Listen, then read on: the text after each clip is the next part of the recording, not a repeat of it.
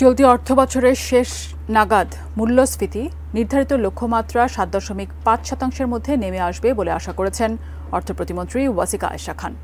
আজ সংসদের বৈঠকে ২০২৩-২৪ অর্থবছরের দ্বিতীয় প্রান্তিকের বাজেট বাস্তবায়ন অগ্রগতি প্রতিবেদন উপস্থাপন করতে গিয়ে তিনি বলেছেন, সংকোচনমূলক মুদ্রানীতি, আমদানি নিয়ন্ত্রণ এবং সরকারের ব্যয়ে কৃচ্ছ্রতা সাধন সহ বিভিন্ন পদক্ষেপের কারণে বছর শেষে মূল্যস্ফীতি নির্ধারিত লক্ষ্যমাত্রার মধ্যে থাকবে। অর্থ প্রতিমন্ত্রী বলেন, আন্তর্জাতিক বাজারে বিভিন্ন পণ্য এবং মার্কিন ডলারের মূল্য বৃদ্ধির কারণে সারা বিশ্বের মতো বাংলাদেশেও মূল্যস্ফীতির চাপ প্রকট হয়েছে। রাজস্ব আদায়ের পরিমাণ পূর্ববর্তী অর্থবছরের একই সময়ের তুলনায় 13.89% বেড়েছে।